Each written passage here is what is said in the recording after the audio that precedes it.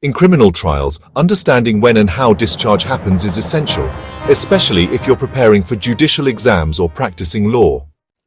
In magistrate courts, two key sections apply before charges are framed. Section 239 CrPC. For police report cases, the accused can be discharged if no sufficient ground exists.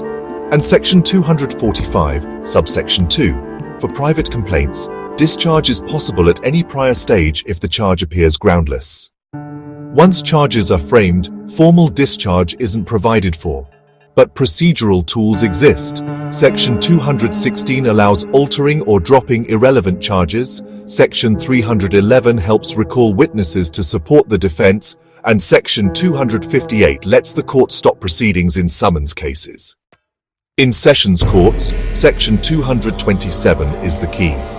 If the judge finds no sufficient ground after reviewing police reports and evidence, the accused is discharged before charges under Section 228 are framed.